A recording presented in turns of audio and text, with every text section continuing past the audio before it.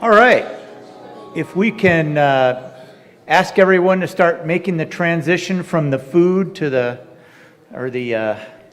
digestible food to the information food, let's say. We want to thank you for being here. I'm Jeff Tawney. I'll be moderating of our little event tonight. And before I do, I just want to get to my notes here. Welcome you to Unity Spiritual Center of Spokane. Tonight we are the Environmental Center, and we're really happy and really excited. I am part of the Earth Care team, and this was a brainchild of about 2 months ago, and it just slowly but surely has gained some traction, gotten bigger and bigger, so it's really exciting to see all these different, not just you folks, but also all the different groups that are represented here. There's information tables out there if you haven't seen them, but I went to the Sierra Club, and ever since I moved up here, I was always wanting to understand the geography, and they've got this amazing large booklet on the geography and environment and everything, so it's wonderful. But anyway, so there's different things out there. We want to thank you again for being here, and if you're hungry or you need a little snack, feel free to go make your way back. If you need to use the bathrooms, you go out the door, go down the hallway, and instead of taking the round, just keep going straight, and the men's and the women's are on the left-hand side there, so feel free. All right, at this time, I want to introduce Joan Breckling, and she is our Unity board member that is the liaison, serves as a liaison to the Earth Care team. Thanks, Jeff. Clap for him. I just want to add my welcome to everyone, especially those of you who are here from other organizations or just checking out what is going on in Spokane with climate action. So I would just want to share a little bit with you about our Earth Care team. We are new. We just started in January, and our activities started probably in April. So we are still in the formation process, but I wanted to just share with you that the reason that Unity has an Earth Care team is because we really believe in the oneness of all creation, the oneness of each one of us with each other and with the earth. And it's a very important part of what we do. Our national organization has an Earth Care component to it, and we are now developing that locally. And I just wanted to share what we have started doing. We really have three main foci. So one of them is education, which is building awareness and increasing our knowledge base about how we can create a more sustainable earth and how we can take better care of the earth. And we've done a couple things so far along that line. We had a class called Christmas Gift for the Earth. Is that what it was called? Yes, and we're going to be doing more classes and book studies relating to this. And then this last week, or my timing is a little off, but we had a wonderful Kids Week. It's our day camp kind of experience. And we had 15 children here, some from Unity and some from the community. And it was called Earth Buddies, and we had a day for bugs, and a day we planted trees, and a day that we explored birds, and then we went on a nature walk and did watercolor painting and outdoors, and just had some wonderful times of connecting with the earth. So that's one of the things that we really want to emphasize is for our youth and children to get that sense of the real world beyond video games. Another focus we have is just personally connecting with the earth. So we've had a couple of what we call sacred steps walks where we get out into nature together just to make sure that we are getting into that place of peace and connection ourselves. And we also honored Mother Earth on Mother's Day, had a whole service around that. And then action is our final focus. We've handed out free trees and environmentally safe soap, laundry detergent, not detergent, soap. We have decided we are in the process of inventorying our personal and organizational practices as it relates to sustainability.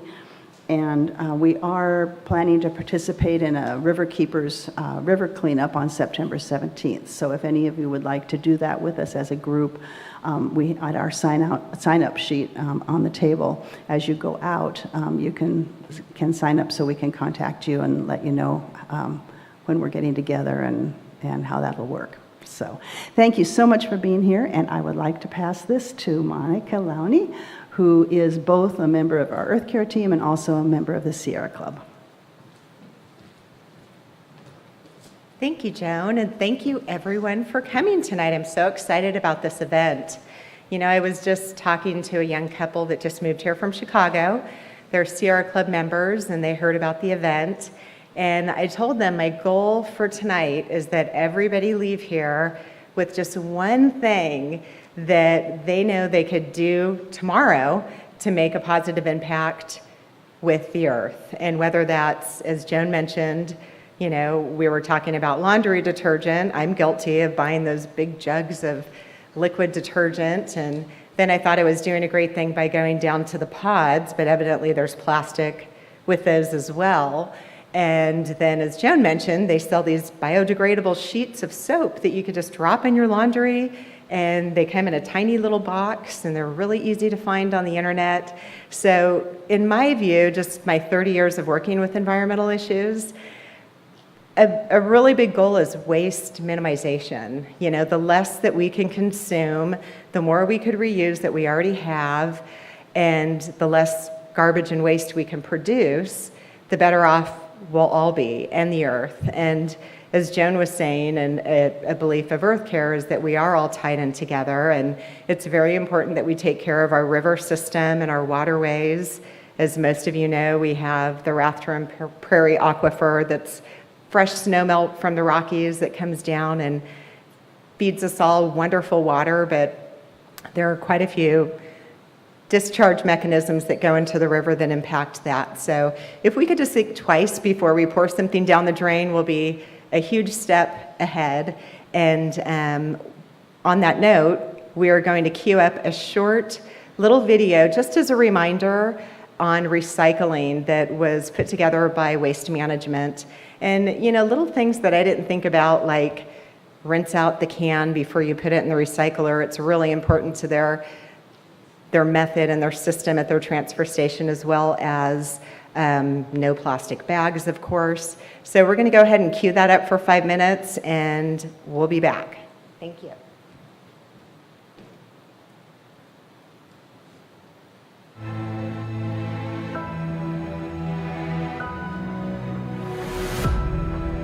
We all know it's a good idea to recycle. But what happens to that aluminum can or all that paper after you put it in the recycling bin? Where does it go? What does it become in its second life? How does this water bottle become a backpack, jeans, or shoes, or even a WM shirt? Let's find out. This is a material recovery facility, or a MRF, and this is where the real work of recycling begins. Here at the MRF, the WM trucks unload all their material onto what we call the tip floor. Next up, a trip to a massive conveyor belt that takes all this material to a pre-sort room. Here's where sorters work by hand to remove stuff that should not go into your recycling bin. Stuff like batteries, plastic bags, Christmas lights, clothes, pretty much anything that can clog or break the MRF's equipment, or worse, hurt one of the employees. Now that we've minimized contaminants, the real sorting can begin. Cups, cans, containers, and bottles are separated from newspaper and other paper material. Then comes the eddy current. This part is pretty cool. An electric current zaps the aluminum off the conveyor belt and into a metal-only stream. All these materials are separated and compacted into bales, like hay bales. Forklifts move the bales into a finished product area where they're inspected for quality. Once they get the thumbs up, these bales of metal, plastic, and paper are shipped around the country to different companies that'll give them a second life by turning them into new stuff. This process is all about creating this circular economy where everything is being reused and recycled so that less stuff ends up in the landfill. Last year, WM recycled 10 million tons of material, across 103 facilities like this one across the country. That's amazing, but we can do even more, and you can help by recycling right.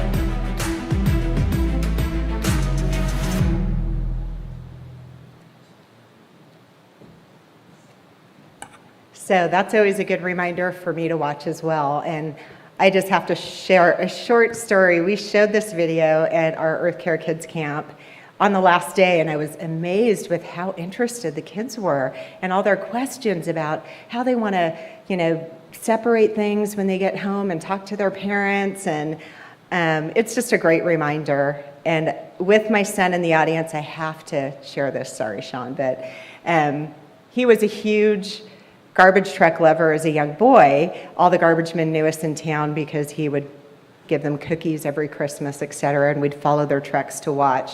And his fifth birthday wish was to have his birthday at the local transfer station like that. So all the kids had a blast. I'm just throwing it out there because we really need to educate our younger generations. I'm sure everyone here in this room knows what to do, but sharing this information with your family is important. So now we're going to move on to our main event, the Climate Action Project film. So this film was produced by Gonzaga University. Several environmental groups had a hand in it, which will be explained in the short 20-minute film. And we do have a representative here tonight, Ian, from the city of Spokane, who is a part of that committee. So I want you to make a mental note of any questions that you may have after the film, because we will be opening up dialogue for questions. Thank you.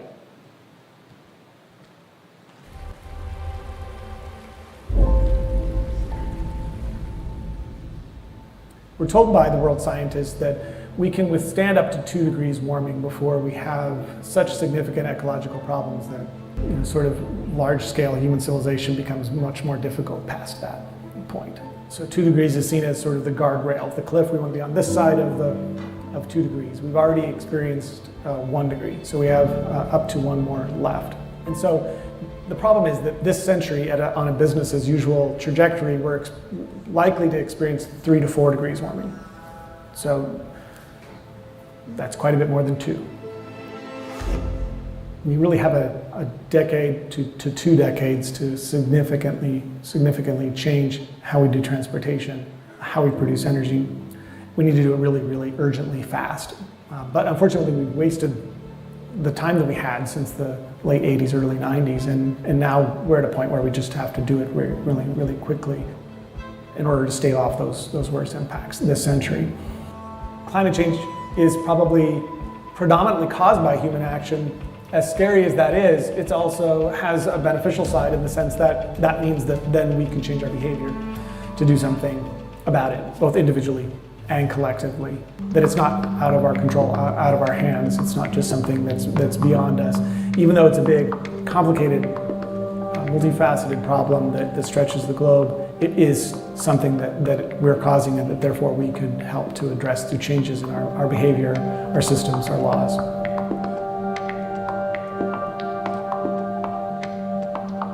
We're so happy to be able to share this information with the broader community. It was the point of the project. You never want to work on something just so it can be a report on a shelf. We want it to be actionable information that the community can use to become more resilient, to develop policies, to help the community understand both climate impacts and why addressing climate change is so important for them in their own lives. Our team decided to research 5 impact areas: temperature, precipitation, snowfall, stream flow, and wildfires. And what we found when we started digging into the research was that temperature really is at the heart of all of those impact areas.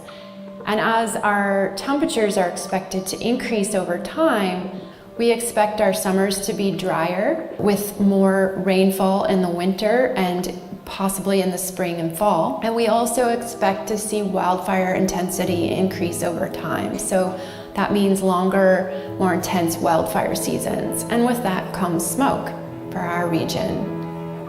I mean, one of the things that really draws me to this region is the natural beauty. Things are shifting enough where days we were going to the lake and to the river. We're now inside with all the windows closed, playing board games or something for weeks or months, depending on how bad the fires get each year, which can be fun, but that's a whole different thing. It's not the same kind of experience. And then not everyone has board games to play.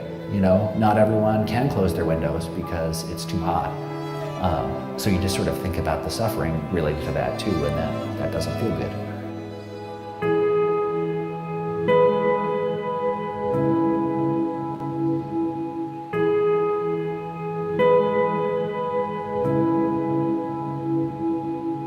So when you look at the neighborhoods around Spokane, you have a lot of beautiful homes. They have older architecture, and so that means they're not as well insulated. They might have issues that have been raging for many years that haven't been addressed until SNAP has a chance to go in and take care of those issues. Whether it's insulation or fixing a roof or sealing those areas that would normally have the smoke that's been increasing in our region really getting inside.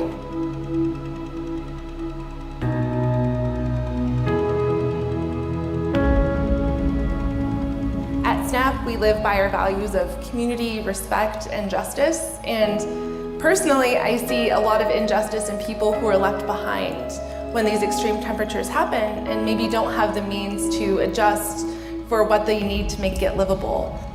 We're really honored to have that chance to go into these homes and fix this inequity so that everybody could be comfortable and not have to worry that the next heat wave is going to be something that could be deadly or catastrophic to them.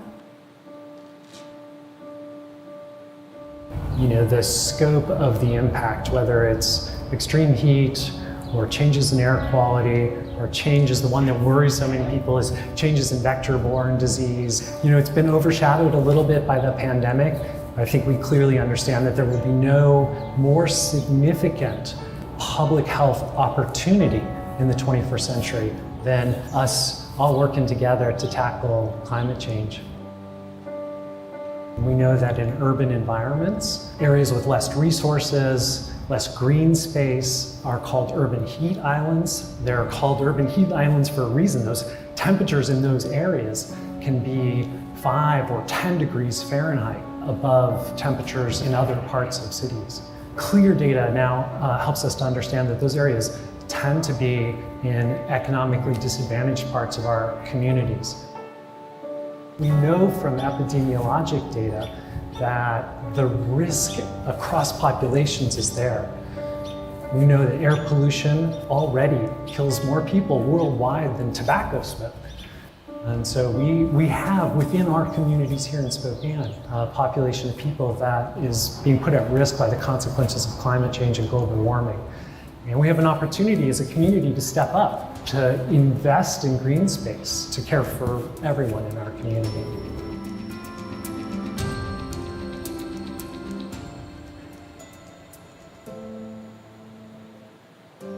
What the Lands Council is doing in partnership with the city and other community organizations is starting up a program called Spokanopy. And this program will work to invest in those communities that have been historically oppressed, planting trees where the community sees that they need to be. These trees will provide shade, lower heating and cooling costs, and we're excited to push forward that vision for the future where no matter what neighborhood you live in Spokane, you can have a safe and healthy environment.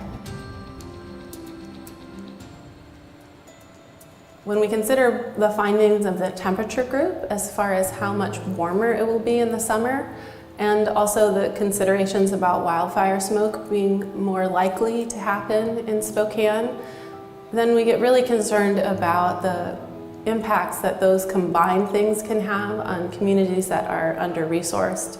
For people who live outdoors, for people who work outdoors, for children and athletes who want to play outdoors in the summertime, then it becomes an issue of who has the opportunity to earn a living, who has the opportunity to be safe.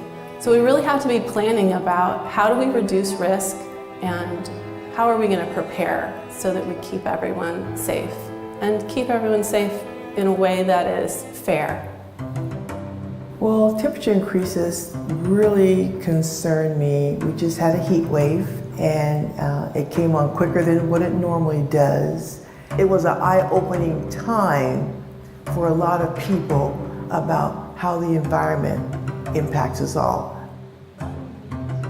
These young people got it early. They are aware, they're engaged. My grandkids were talking to me about stuff that I didn't think about or address till I was much later in my adult life. But it has been normalized for them. You know, protect Mother Earth. I've really seen this passion from young people who care so much about the environment and climate change and really want to take action to help protect our environment and help solve this crisis that we're currently in. One of our goals is to incorporate more climate curriculum into Spokane public schools. I've been looking into switching to an electric bus fleet, getting rid of plastic utensils, which has been hard during the pandemic, so that'll be something we can tackle in the future. But yeah, just bringing a light to climate change issues and things like that. As young people, we are more powerful together, and our voices do deserve to be heard by those in power.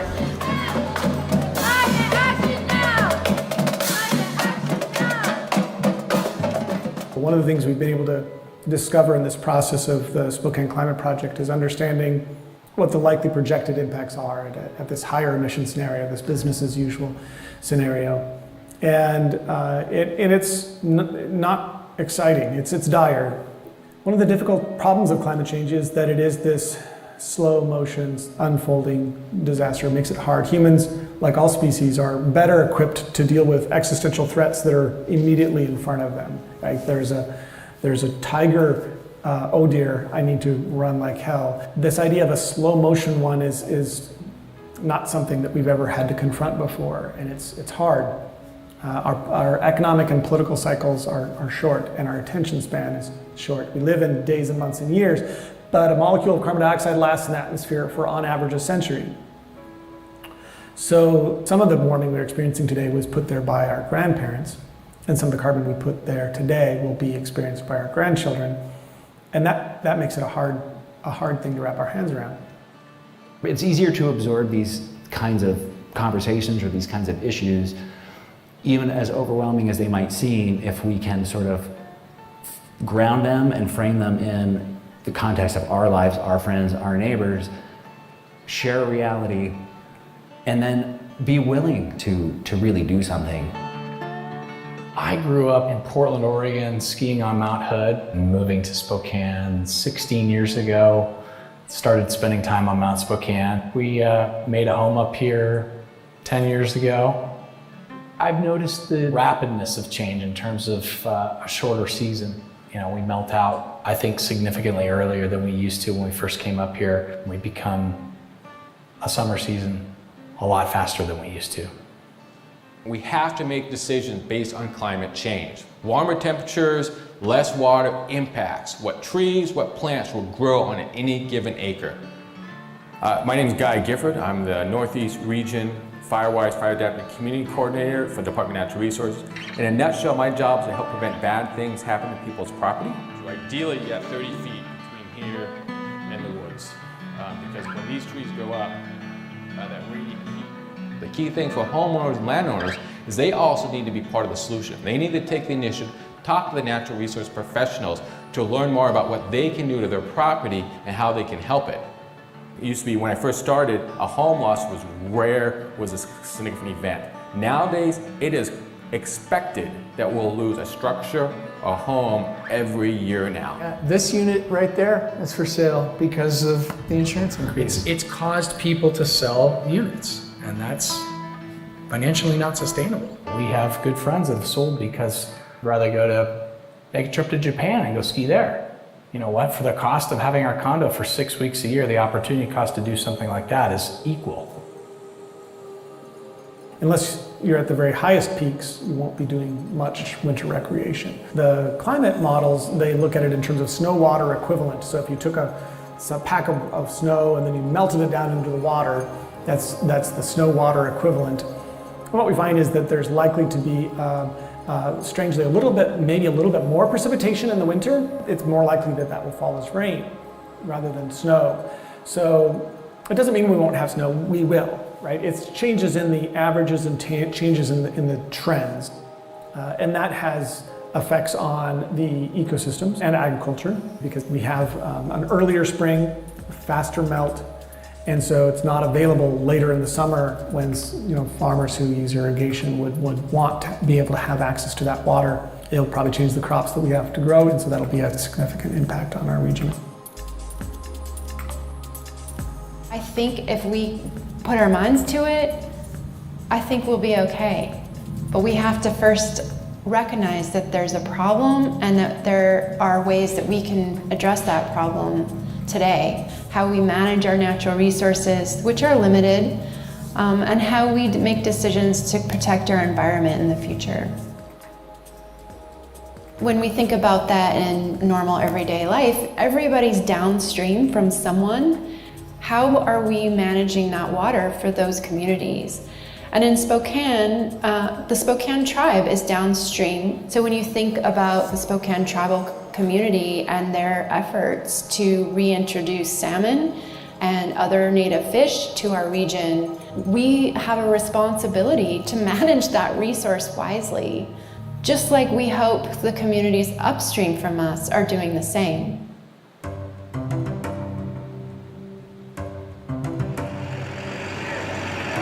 So the fisheries truck just pulled in. It has 51 amazing, healthy salmon in it that are about to go into the watershed. First time in 111 years that salmon have been here. It's just such an amazing welcome back moment and speaks so strongly to the hope for the future that we have. Those fish have been in the truck for a few hours now, and we would like to get them out safely and efficiently. To make that happen, we are going to net the fish out of the truck and place them into a rubber inner tube, form that human chain, and pass the fish down to those waters. Things like this today, as well as our fisheries program and other tribal members becoming educated in natural resources, it's all about connection and it's all about healing. When we lost salmon, as one of our tribal leaders said earlier, we kind of lost a part of ourselves. It's almost like when you lose a loved one and you're hurt, and certain things can heal you, and this is one of the things that's going to help heal the tribe. I've been here for 10 years now and working on this since I started. You just have to start small. That's what we've done, and here 10 years later we're actually putting fish back in the river. And we just hope to keep growing that. Everything seems to need an advocate. We have to speak for the river, and we have to take care of her. Well, I guess I'd ask people to think of the thing that you love the most, or the person that you love the most. That is how you should treat the water. That's how you should treat the land, is with love. The river gives us our way of life. You know, each of our bands, the upper, the middle, and lower bands of Spokane people, are named in relationship to the salmon and to the river. So the reintroduction to salmon is so important for that reason. Spokane's forgotten that it used to be a major salmon stream. And so over the next coming years into the future, we hope to bring those fish back year after year until they're able to reach here on their own volition and contribute to the ecosystem, to the river, to the landscape, and to the people.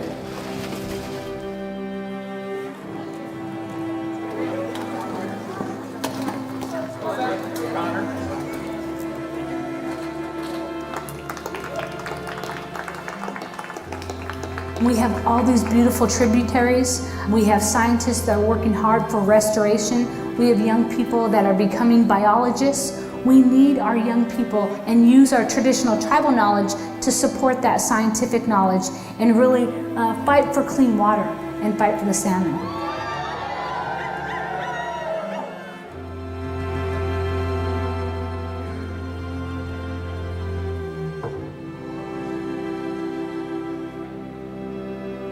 We have to wake up that it is all so connected. It's just not those folks who want environmental justice. it really impacts everyone. And we have to just keep that in front of us. You know, I hope that we make good decisions. We try to make, good decisions and steward our resources and our lands well, because they're precious. I mean, we're all in this together. That is the only way that we're going to tackle climate change. And so I'm really hoping that we could see a Spokane where we're working on these inequities and ultimately trying to make it so it's livable for everybody.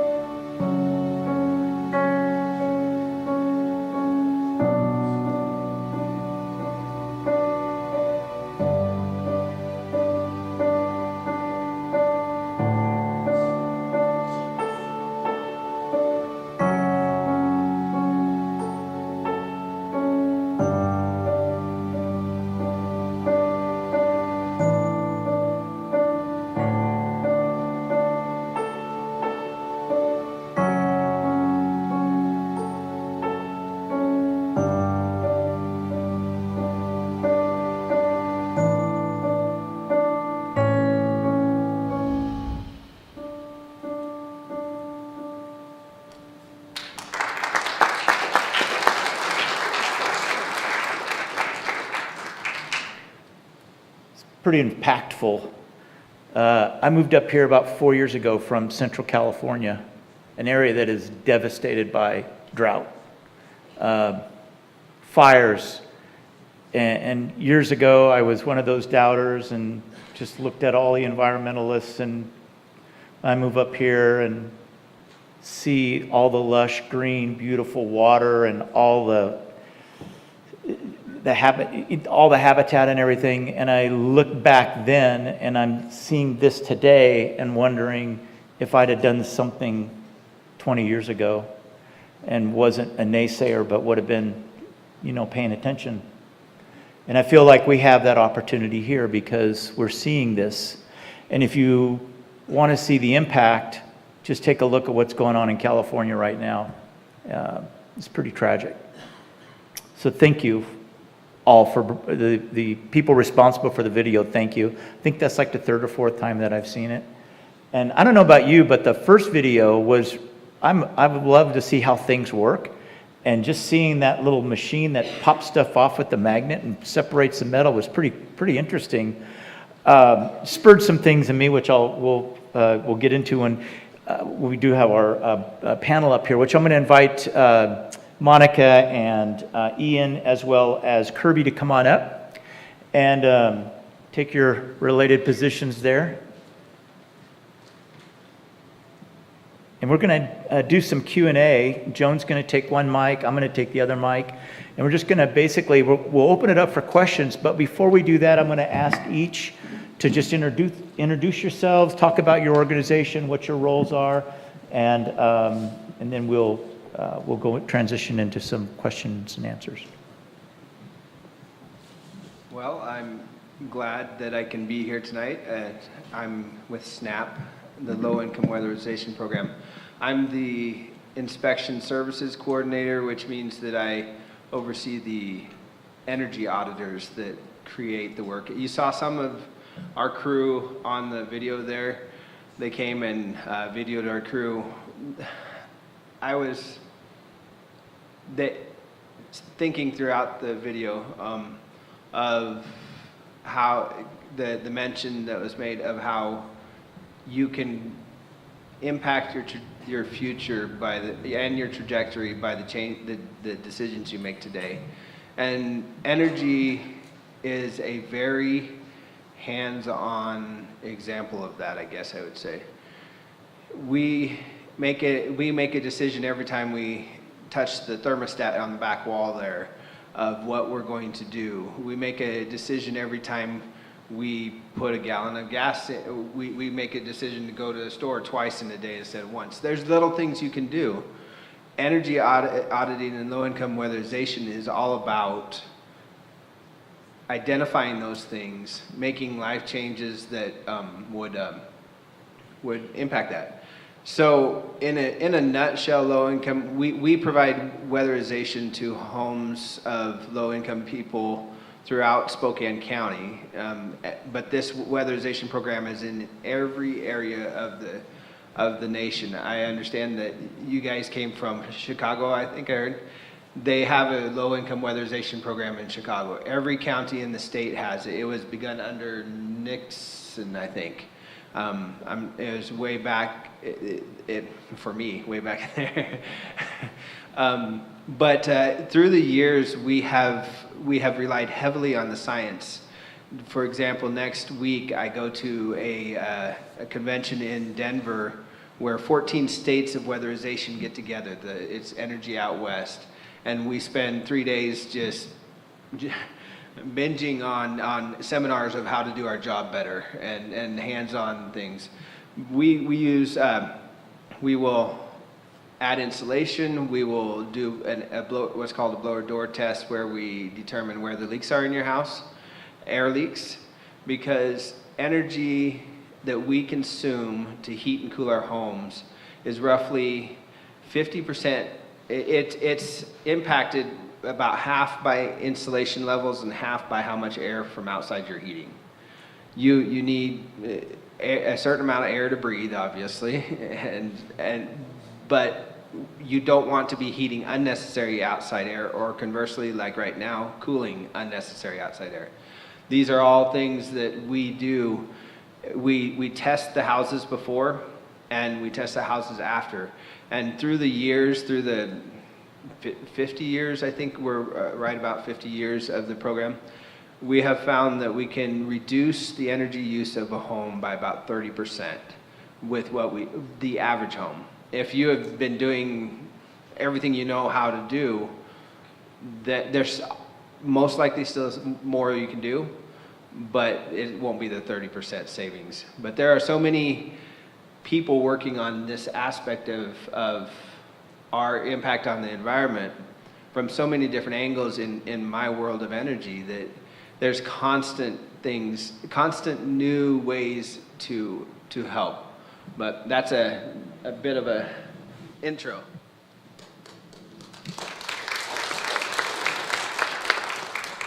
Thank you very much. So, such a pleasure to have both of these gentlemen here tonight. They do a lot for our community, which I really appreciate.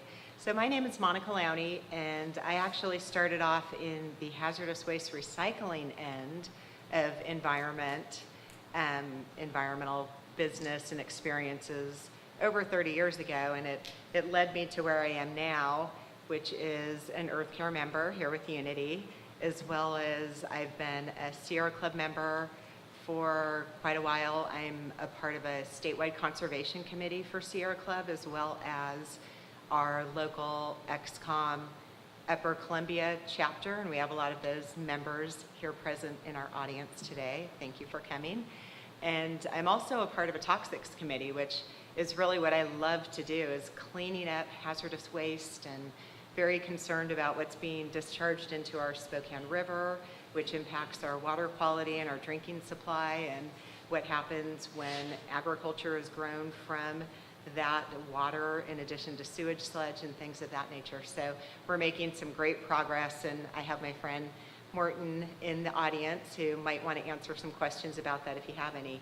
But there are a ton of amazing groups here in Spokane, and I'm so grateful to have many of them here tonight, and I'm so happy that we're gathering together as like-minded individuals to see how we can make a positive difference for the community. Thank you.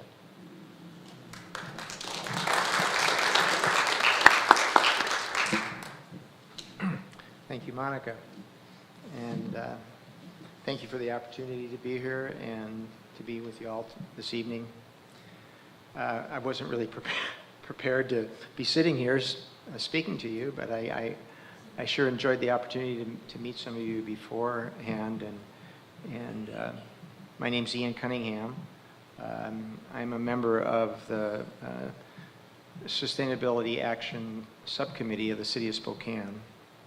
I actually joined the subcommittee last year after most of the plan was actually put together and was interested in actually, there was a citizen input period, relatively about 3 months after the plan was introduced.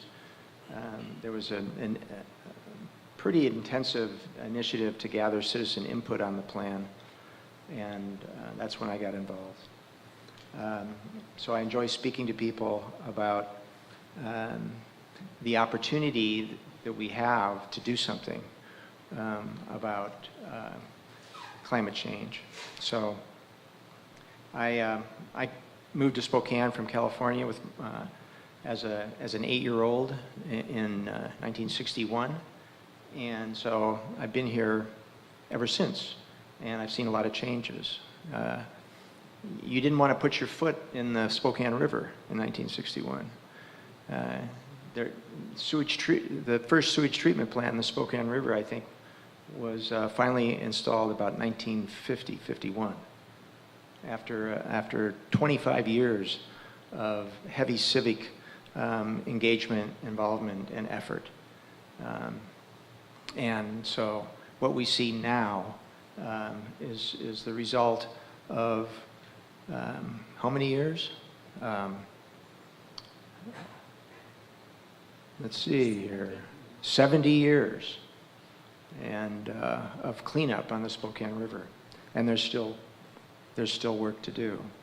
So what we're looking at here is a long-term plan, and the Spokane Sustainability Action Plan is a 30-year plan. And as Brian Henning said, humans are not really geared towards thinking in those terms. My stock portfolio I look at every day, right? I don't, but investors do.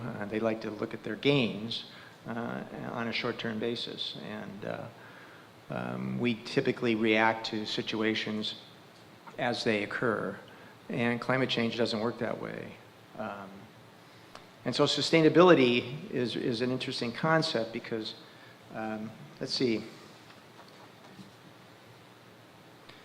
here's the definition. A means of configuring civilization and human activity so that society, its members, and its economies are able to meet their needs and express their greatest potential in the present while preserving biodiversity and natural ecosystems. Planning and acting for the ability to maintain those ideals for future generations. So that's sustainability. And we don't really live in a sustainable society right now. So we're talking about major changes in lifestyle to address the issues that we have going forward. The action plan was put together by a group of about 65 volunteers from the city of Spokane community, from all different areas and with a lot of expertise. And they worked for 2.5 years to put together strategies for how we can create a sustainable community in the face of climate change over the next 30 years. It's an 85-page document. There's over 200 different strategies. And the input that the city council got was positive, and the council endorsed and adopted the plan in October of last year, 2021. And so now we're in the beginning stages of implementing our action plan. We're not alone. There's lots of different cities of all sizes throughout the United States that are adopting climate action plans. And we're modeling our plan on Reno, Flagstaff, and Portland. All of those cities are faced with different challenges, but a lot of the solutions are similar. So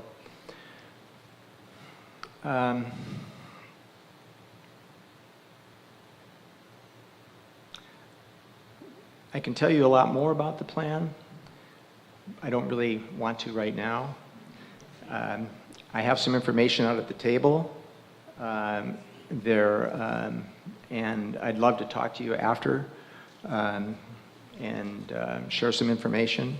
I'm part of the communications work group, so my effort as a volunteer is to educate and spread the word.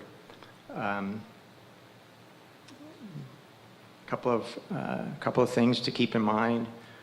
The city was very actively involved in passing a water conservation ordinance earlier this year, and I'm really happy that despite the mayor's veto, the city council was able to adopt that conservation measure.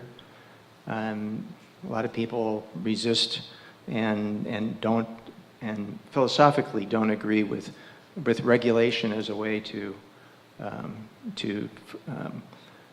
make social change. But as we saw in the video, 60% of the change that is required is societal, social change. The other 40% comes from individuals. So the waste stream is a huge issue, and plastic is a huge issue. And so we're seeing regulation on trying to limit the use of plastic bags in grocery stores. And still, there's a lot of plastic going out those doors. And so just little examples of what individuals can do to make a difference. So look forward to talking to you more.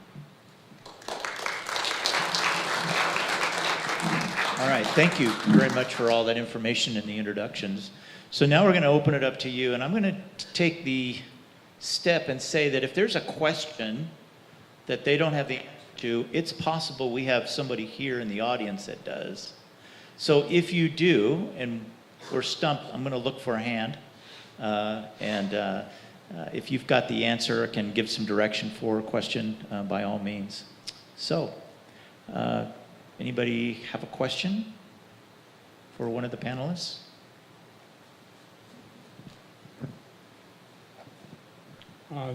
This question would be probably to Kirby. About 30 years ago, I moved from North Dakota out to Washington State, and I was looking for a home at that time. And it happened to be in the Tri-Cities, not Spokane. One of the questions we kept asking realtors is, what is the insulation of this house?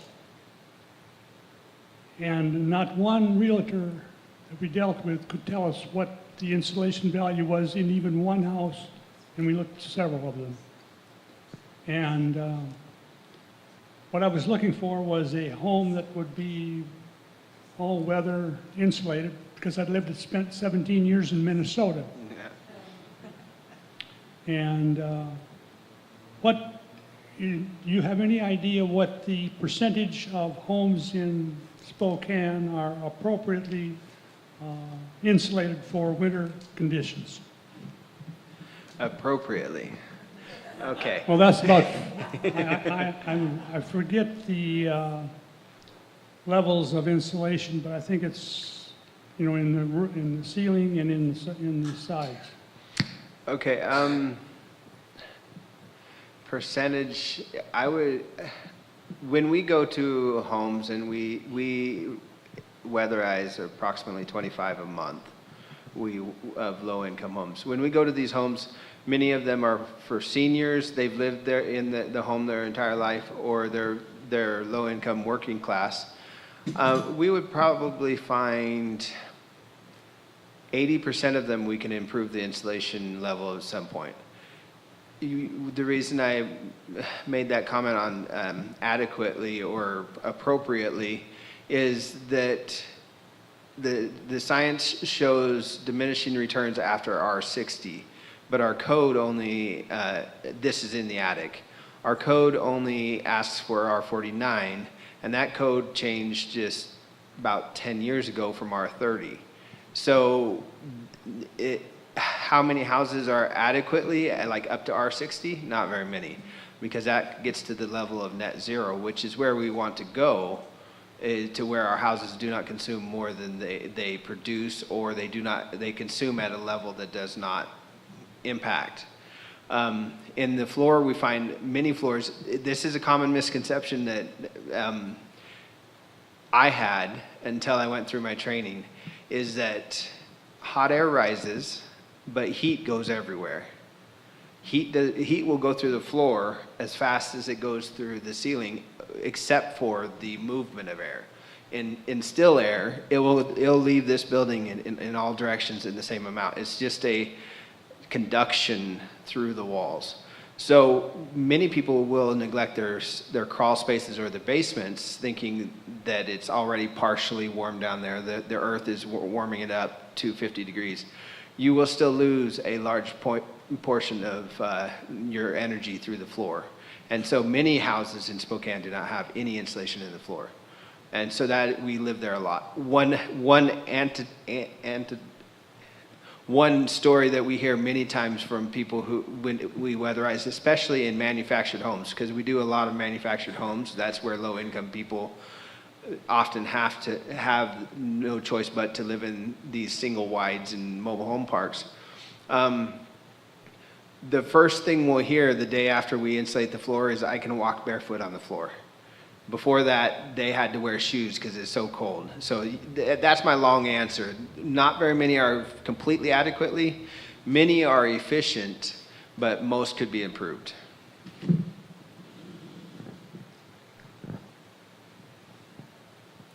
Another question?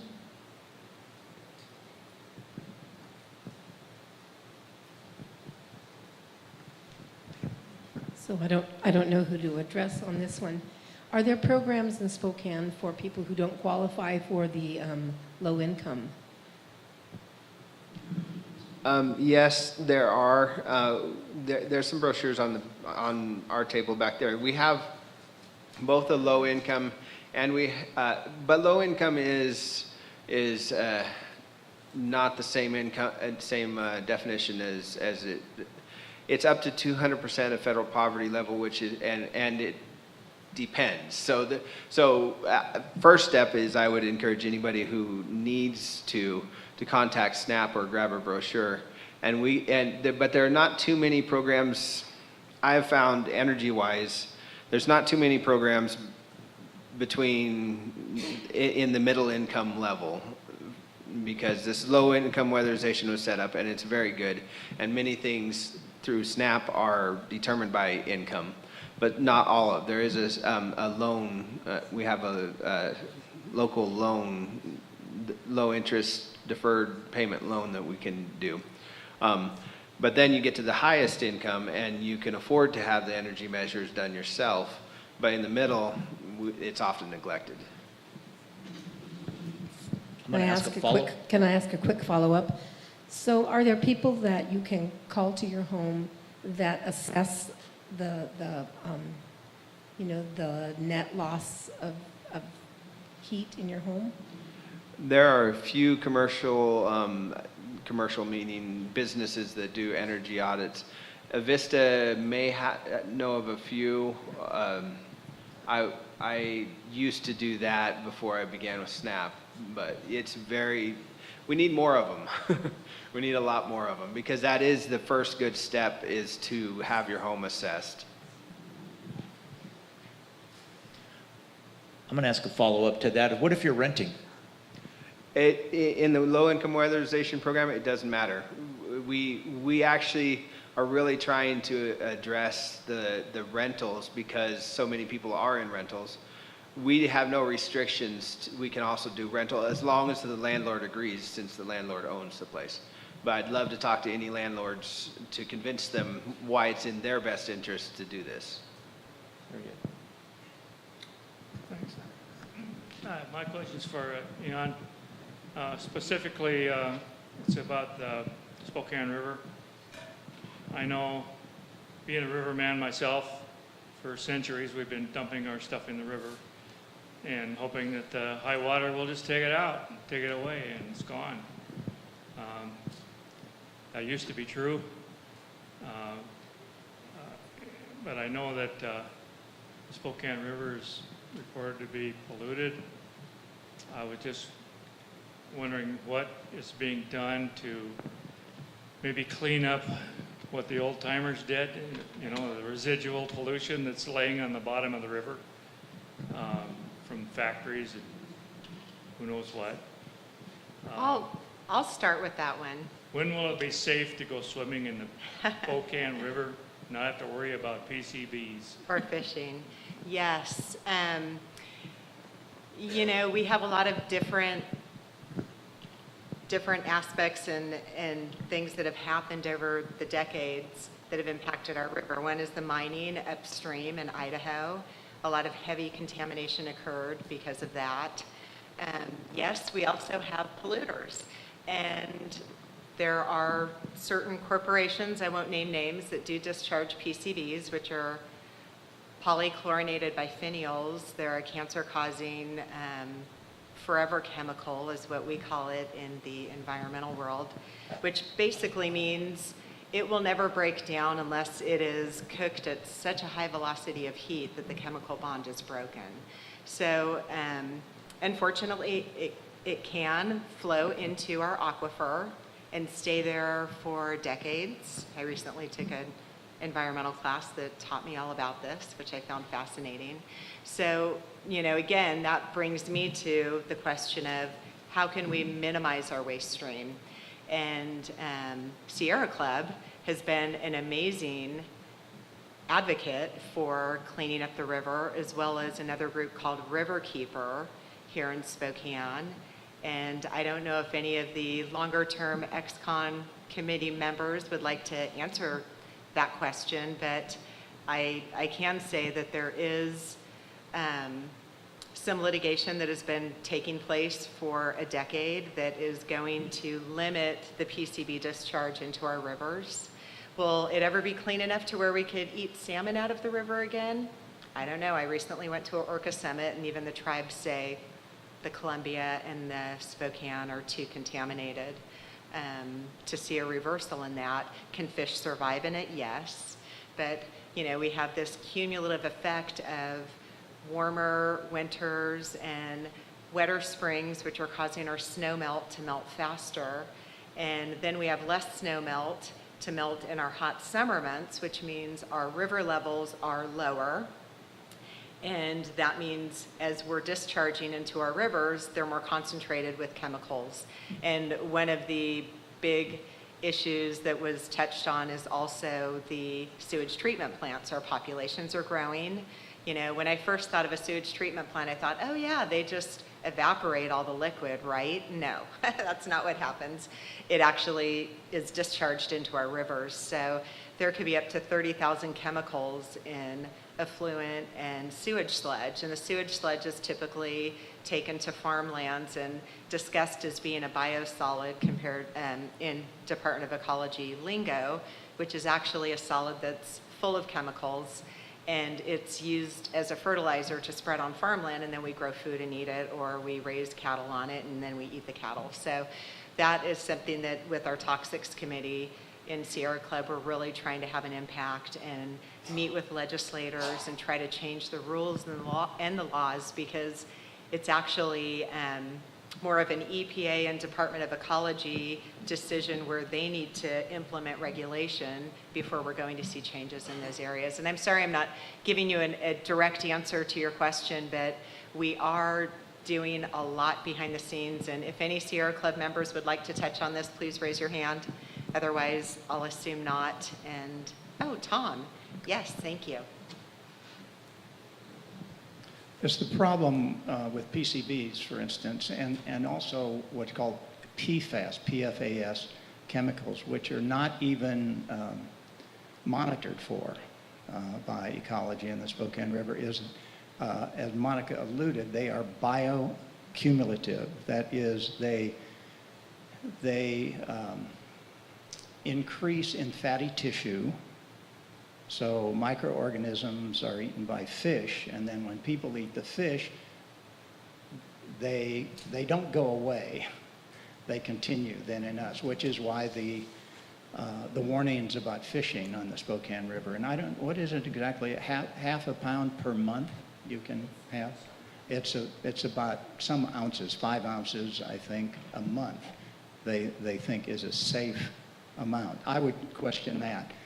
And it's a very complicated issue in terms of what level of PCBs can be monitored, can be measured.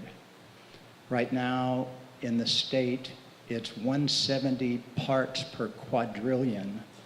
That's the level. But the fact of the matter is a safe level is more like 7 parts per quadrillion. But the measurements, the testing for those things there is a test that will test down to 50 parts per quadrillion. But ecology doesn't use that because they say they get different responses, different measurements at different times. So they use a test that is way above that, something like 50,000 parts. So there are all of these kinds of questions. The one positive thing, Monica alluded to it, that Sierra Club has had a litigation that, according to the Clean Water Act, there needs to be a total maximum daily load for a chemical, for a toxic chemical like PCBs. And the Spokane River has not had a TMDL for like 10 or 15 years. And ecology Washington State Department of Ecology has not wanted to do that. The discharges into the river haven't wanted to do that. So they look for all kinds of other ways of dealing with it. Finally, after 3 Supreme Court wins, things always being appealed, EPA stepped in now from the Biden administration and has said, we want to settle the lawsuit with Sierra Club. And they've agreed to do a TMDL now, which should be finished within the next 3 years on PCBs. It's not over because there are other chemicals that need to be looked at as well. But it's a constant battle, and we need constant vigilance. The interesting thing, too, is downriver for us is the Spokane tribe. And Spokane tribe's legal limit in the reservation is not 170 parts per quadrillion. It's not 7 parts per quadrillion. It's 1.5 parts per quadrillion. So, what are we going to do to meet Spokane tribe's level? We've got a ways to go yet. But we're on our way. We're making some progress. Thank you for that, Tom. I have a question for Ian. I know that the sustainability plan covered all sorts of areas. It was very complex. And I'm just wondering what priorities or where is it starting? It doesn't seem like you can do that all at once. So where are we at present? That's a great question. It's interesting because there were different areas, different working groups working on the plan: buildings and energy, transportation and land use, water resources, waste diversion, economic prosperity, natural environment, health and well-being. So we have interesting meetings talking about priorities because everybody has their interest and their focus. So and that's going to be the work of the steering committee is to try to establish some priorities. I know that we're going to focus on fast and easy. The changes and the strategies that are going to have impact quickly with the least amount of money. So that's one of our lenses, and that's really the city council wants to see results from the plan. They want to be able to show the community that success is possible, and we're going to have to find ways to raise funds. The municipality is going to have to find ways to raise funds for the larger and more difficult strategies at hand. So that will take time. I hope that helped. If I could ask you another question, Ian. You mentioned, thank you for the work this Sustainability Subcommittee has done. It's been beyond our expectations, and excellent work. And for the conservation plan, water conservation plan that's been passed now by the council. We know it was vetoed by the mayor. And it seems to me that most of the cities, and I don't know about all of the cities you mentioned, the comparisons, but most of the cities have tiered payment plans over the summer months in particular. That is, you have your regular payment for a certain level, but if you go above that, you pay more for each gallon of water. And if you go above that, you pay still more. That seems to be a serious and weighty motivation for people to conserve water. Just to say, this all involves politics as well, and so remember water conservation when you go vote. Back in, I think, 2015, then Mayor Werner suggested at the cusp of the campaign that we might consider an increase in water rates over the summer. Then opponent Mayor Condon said, grab that and worked in, and a lot of people have thought he won on that issue because people didn't want to pay more. A lot of people do think that, yeah. And, and now it's a very sensitive political issue, and one might understand how a political person, a mayor, for instance, would veto something like this because if she's going to run again. So how do we address that? And did the Sustainability Committee consider suggesting tiered water rates, particularly in the summer? Well, it's a great question. The Water Conservation Ordinance was based on a study and an analysis of usage.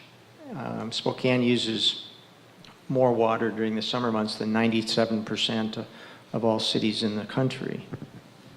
4 to 6 times as much water in the summer as they do in the winter. And I think, more to your point, our water rates are the lowest in the state of any municipality of any size by a significant amount. So, the conservation ordinance was, I think, personally, I think it was a worthwhile effort to educate and incentivize people in a negative way, but still incentivize people to use water more carefully. But the actual goals of the ordinance are to reduce our water usage by 20%, which is relatively minor considering the level at which we actually do use water for landscaping purposes. So, but you're right. On the west side, almost all the municipalities used graduated water rates based on usage. So. Thank you for that, Ian. I just wanted to take that an opportunity to say, again, the goal should be waste minimization. So I did used to live in California as well, and they graduate water rates there because they're encouraging individuals to use less water. And some of the most amazing things you can do, as a matter of fact, because I did it, is I replaced all of my toilets. An older toilet in your home can use like 6 gallons of flush. There are newer toilets that'll use 1.5 gallons of flush. And I'm also in the process of letting a part of my lawn die because I would much rather plant drought-resistant plants that are not only eco-friendly, but bring pollen to butterflies and hummingbirds and bumblebees and things that we need more of. There are some great incentives through our city where if you decide to say, I'm going to get rid of 500 square feet of my lawn, they will come out, review your property, and actually pay you to do that. So you could put in chips, you could put in lavender, butterfly bushes, whatever you want. And it's just a great way to minimize our water consumption. And I think 20% is a great goal, but what we need to keep in mind is our population is booming. It's absolutely booming, and it's not going to stop anytime soon. So even if we consume less, those that live in Spokane, we need to take responsibility and acknowledge the fact that there will be more people living here that need to flush their toilets and take showers and want a little yard for their dog or their children. So in my view, again, less water consumption, replacing old appliances. I went with a front-loading washing machine in addition to changing out my toilets, and I received rebates from my water company, and I instantly saw a major drop in my water bill. So every little bit of water that we can consume, the better.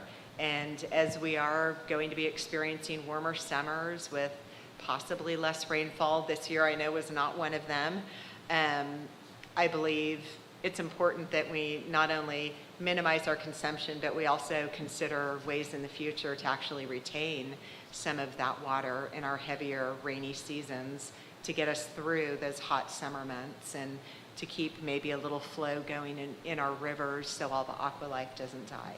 So that's my 2 cents. Yeah. So who doesn't know about Weatherization Spokane? This is a city program, or Spokanescape. Those are both programs that Monica was mentioning. So, and you've probably seen some of your neighbors on the South Hill convert their lawns to drought-resistant front yards. And now backyards are also eligible for those. And believe it or not, even though we have the lowest water rates in the state, they'll reduce your water rate if you convert your lawn to a drought-resistant landscaping. With drip system, right? Pardon me? With a drip system, which is much more efficient. Yeah, and they'll come out, the city will come out, and they'll assess it and help you design it, and they have pre-established landscape, they have pre-designed landscape plans and plant lists, and it's really a well-organized and well-implemented and successful plan. And Ian, you said that was Waterwise? And Weatherization Spokane. Waterwise. Yeah. And you can just go to the city, Spokane City website and search for Weatherization, and you'll get a lot of information on, and the rebates too. Rebates for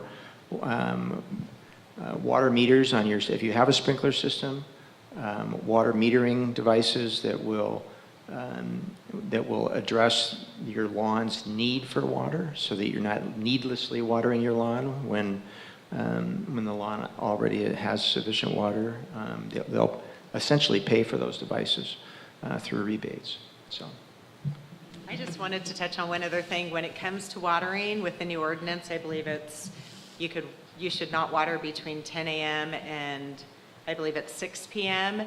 My suggestion is that's not enough. I mean, the best time to water is either 3 in the morning, or if you want to be able to see your sprinklers operating at the end of the evening. 6 o'clock in the afternoon on a day like today, for example, is a horrible time to water because a huge percentage of that is going to evaporate into the heat in the atmosphere. So turn your sprinklers on at 9 p.m. or 3 in the morning or 6 in the morning, and the ground and the worms and the birds will love you for it because you will get much more bang for your buck. Question? My concern is around recycling. That I have seen short videos on recycling companies and how they go about recycling and processing things. But I have visited other countries and lived in other communities in the Northwest. And I noticed every community does things a little bit different. And recently I saw a video on public television, but that it was a national documentary on plastics and how they really are not very recyclable. Most of them aren't, and that plastics were promoted as an alternative product by the oil companies. And I've had relatives that have visited islands in the South Seas, South Pacific, and these beautiful landscapes that you imagine these tropical islands to have are full of the waste and the plastic waste that we really are producing, but is tucked so easily out of sight for us. So it's almost as if I don't trust recycling 100%, and I have this huge amount of guilt for almost every single thing I put in the trash. So I would like to see that addressed further. Often I think, wouldn't it be great if I could convince a group of high school kids to go and, do a research project of what really happens to our waste. So That's a great question, and I'll touch on that if it's okay with you too.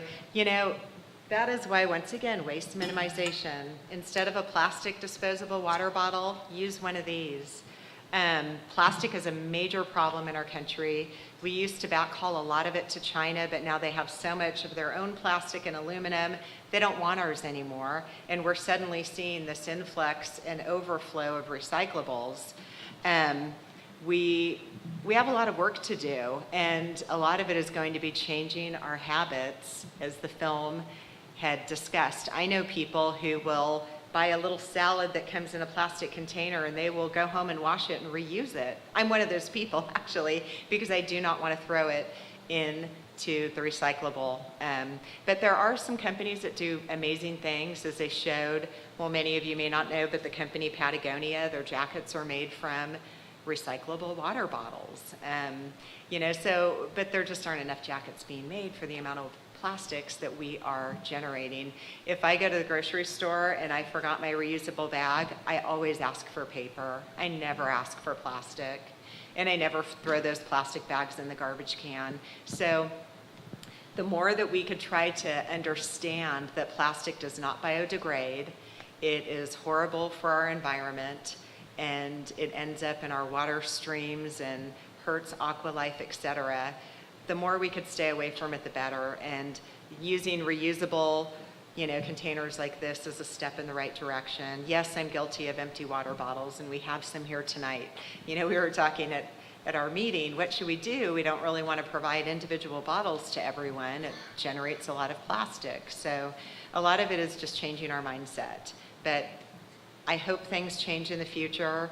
However, the way that we are consuming and going through plastic at this point, I don't think it looks too great. Maybe one of these gentlemen would like to touch differently. But one last thing I'll mention is when you go to a restaurant or a to-go food option, encourage that vendor to use like cardboard, paper, something different than plastic. Plastic's usually a really quick, easy fix, and it's inexpensive. But encouraging people that we purchase things from to not use plastic is also another idea. Thank you for that question, by the way, because I'm one of those that now that I'm educated, I get stuff and I don't know where it goes, and so where does it go? I don't throw it out. It sits in my place, and it just pile gets bigger and bigger. And I'm basically paralyzed because I know that I shouldn't do that, but then what do I do with it? So thank you. I just wanted to mention the Spokane organization called Zero Waste Spokane. And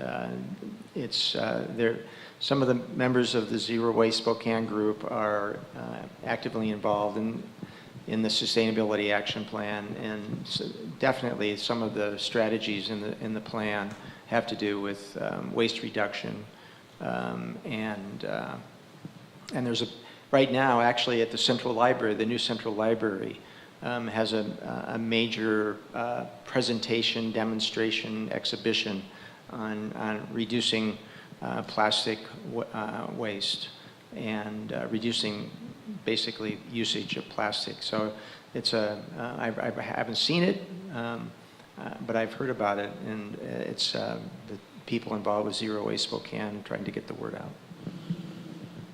Excuse me, some stores in Spokane, like natural grocers, use compostable bags that I'm assuming you could throw them in your green thing and they would compost. Why isn't there any push by the city or the state to use bags that aren't plastic, that can be compostable and still carry your stuff out of the store in it? They work just as good as regular plastic, but they don't have the forever life of a plastic bag. Well, that's a good lifestyle question. I shop at natural grocers, and I've used their compostable produce bags, and my wife doesn't like them. And the reason she doesn't like them is because they don't keep the produce as fresh as a plastic bag. So those are choices that we make, and choices and preferences that we have. We use plastic produce bags and we reuse them. We reuse them and we reuse them, and I wash them out. So there are other ways to maintain produce too, besides compostable bags. Bags are such a convenience, but one thing I do like about natural grocers is that they don't give you bags at all. So if you don't bring in your own bag, they'll sell you one, a reusable grocery bag, or they've got boxes that you can use, corrugated boxes that can go into your recycling bin. We're going to 8 o'clock, is that right? Is that what our Yes. end time is? Okay. So we got 5 more minutes. So 4 more minutes for questions and then 1 minute for closing. How about that? So any other questions? One of the things that I've noticed is especially when I'm camping and I'm getting rid of my trash or whatever, and I see a blue recyclable bin right next to the trash bin, I look in the trash bin and I see cans and clean cardboard, that all of which should be recycled, and it just breaks my heart that people can't be bothered to look and see where things are supposed to be thrown and taken care of. And I realize that's one side of a problem, and we're also been discussing the other side of the problem. What do you do with it? I've never seen or heard any discussions in Washington State, let alone locally, about why we don't have a deposit return program such as Oregon does, and I think California has too, which would, I think, significantly reduce that. It creates a supply problem, but I just soon have a supply problem which will force methods of getting rid of it, hopefully constructive methods, rather than just see the stuff continue to be thrown into the trash. Have any of you ever heard, or is it being discussed at any level within the government, state to local? Well, I'm familiar with the California program because I lived there, and it was very successful, and people would turn in their glass bottles and aluminum cans, and they'd get anywhere from, it started with a nickel, then it became 10 cents, and the state had quite a bit of a coffer built up from all of these deposits people were paying. You'd go to the grocery store and buy a flat of 24 water bottles, and you'd pay 10 cents 24 times. That went to the state of California. It actually all crashed and burned when the state had financial problems and decided to put all of those funds into the general fund and no longer refunded people to turn in their recyclables. But once again, I believe in education, and I really believe it starts from the bottom up, and we really need to teach our young people, your grandkids, your children, the importance, and that's, once again, what was such a beautiful thing about Earth Camp is these young children, I could just see their eyes light up and understanding, wow, you know, I'm actually making a difference if I don't just throw that in the wrong can. And a lot of it is just about wanting to be a good steward of the earth. I'm not familiar with any legislation being discussed, and I do keep up with it in the state of Washington on setting up a refund program.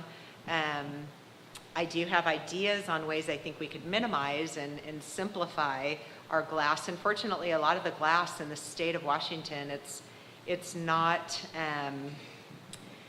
how could I say this? The food distributors or somebody who needs a glass bottle or jar, you know, an idea that I had was, why don't we just make all the sizes universal? And that way, instead of having to take glass and break it and melt it down, and we have brown glass and green glass and clear glass, let's just have clear glass across the board and let everything go through the recycle process so we do not have to smelt it down and create new glass bottles. But that's a long way away from what I've seen. Do you gentlemen have any input on that? But you can write your local legislator and request that they do something of that nature, or write legislation that may make changes in that arena. As far as what you're experiencing at campgrounds, that's just a personal choice, I hate to say. And some people, especially younger people, they're just too busy. You know, they partied the night before and it all went in one bag, and that's where they're going to throw it. So, but maybe if we see somebody do that, we could point out in a very nice fashion, oh, you mean you don't recycle? And get them thinking. I don't know. One last question. Royce. Oh, good. We have found, at least my wife has found this, that you can wrap fresh produce in aluminum foil.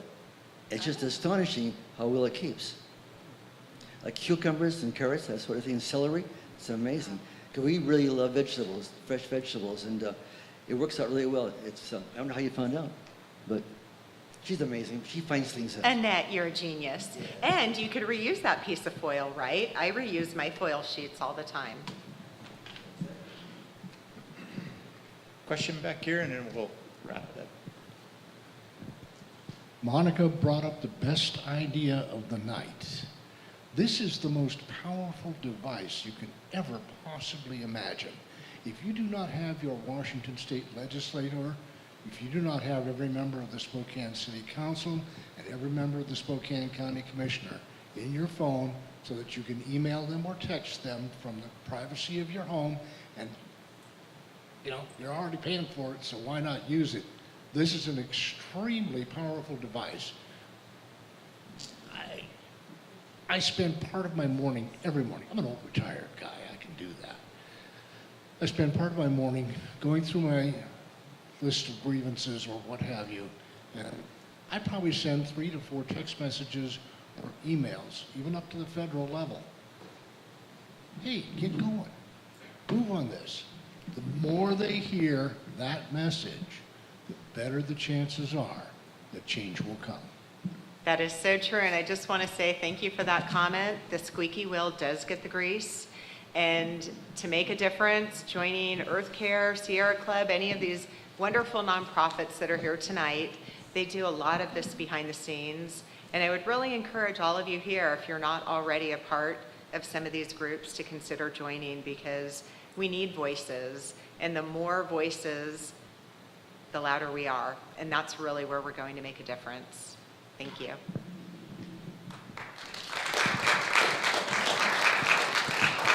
Thank you, panel, for the detailed information, and it's really helpful. I think this will probably be the first of many that we have, and we'll just kind of build on it.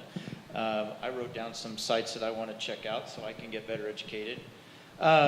We're gonna wrap up. I do want to mention that we have a bowl or a basket. We have a basket in the back. Yeah, so if you want to make a donation to the Unity Earth Care team, we can cover some of the costs of food and things like that. We also, I think we have plenty of food that if anybody wants to take anything, you can do that as well. We want to thank you for being here. Certainly appreciate you taking time out of your evening to be aware, be here. That's part of it. It's just being part of the circle, being part of the society and community and thinking alike, and we really appreciate that. I want to get some thanks here to Pat Mertens, who leads our Earth Care team. She's not here tonight, but a shout out to Pat, to Monica. Monica, this event wouldn't happen without Monica's energy and input, so thank you. Joanne Litton, she's back here. She also is on the Earth Care team, so thank you. Thank those Sierra Club, SNAP, City of Spokane, Waste Management, all for participating and giving us information. I also want to thank, where'd she go, Joan, for being a liaison. That woman wears a lot of hats around here, and she does each one of them with the exact same enthusiasm, so thank you.